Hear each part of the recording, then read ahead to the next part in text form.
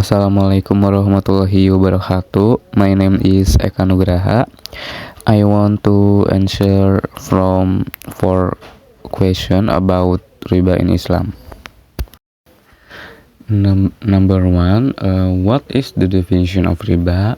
Nah, jadi riba adalah kelebihan atau tambahan yang diperoleh secara tidak sah dalam transaksi pinjaman atau jual beli. Nah, yang dilarang dalam Islam ini itu karena dianggap merugikan dari salah satu pihak. Karena kan namanya juga riba, artinya juga kelebihan sama pertambahan.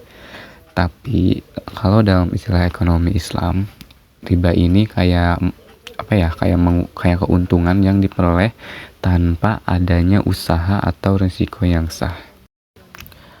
Number two, what are the types of riba based on the text? Explain each of them completely and clearly.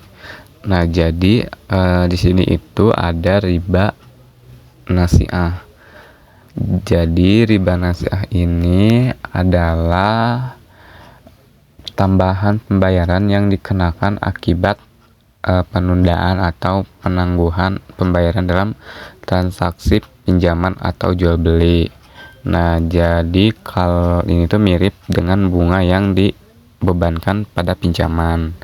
Contohnya itu misalnya aku minjem uang 1 juta dan disyaratkan untuk mengembalikannya dalam 1 bulan, misalnya ada tambahan 100.000. Nah, tambahan 100.000 ini adalah riba karena diperoleh adanya usaha atau risiko dari pembeli pinjaman. And then second, there are riba fadl.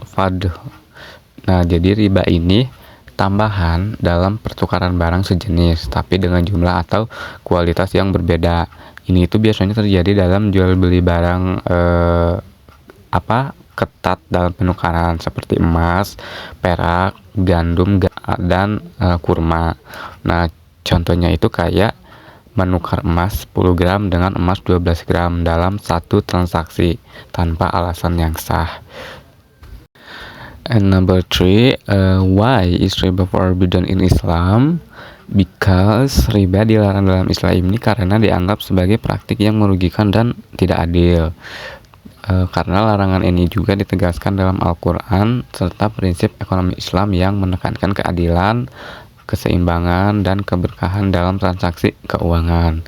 Nah, jadi riba ini terlarang karena menyebabkan ketidakadilan, terus riba memicu eksploitasi dan penindasan, terus menghambat keberkahan dan keberlanjutan ekonomi. Dan juga riba menyebabkan ketimpangan sosial, terus bertentangan dengan prinsip bisnis Islam yang lainnya. And number four, is credit sale permissible in Islam? Elaborate the reason. Diperbolehkan jika tidak ada unsur ribanya. Dalam Islam juga kan sistem sales kredit diperbolehkan dengan syarat-syarat tertentu. Nah, hal ini juga berbeda sama riba karena yang dalam Islam itu riba, tapi kalau untuk sales kredit ini diperbolehkan jika tidak ada unsur ribanya. Karena Islam membolehkan jual beli kredit selama harga barang sudah ditentukan di awal dan tidak ada tambahan bunga atau denda keterlambatan yang bersifat riba. Terus kalau misalnya dilarang ini ada unsur riba sama ketidakjelasan. Tapi meskipun diperbolehkan, sales kredit ini bisa menjadi haram ya karena ada unsur ribanya dan ketidakpastian dalam akadnya.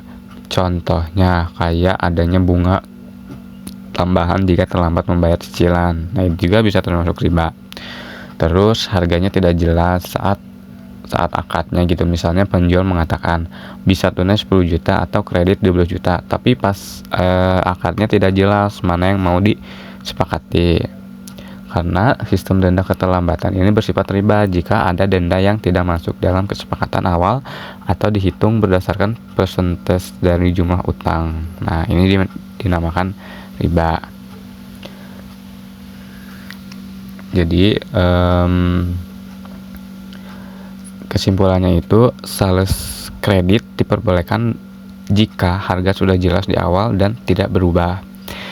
Terus tidak ada bunga tambahan atau denda, keterlambatan yang bersifat riba. Terus tidak ada unsur ketidakjelasan atau penipuan dalam akad. Okay, that is all for me. Thank you. Assalamualaikum warahmatullahi wabarakatuh.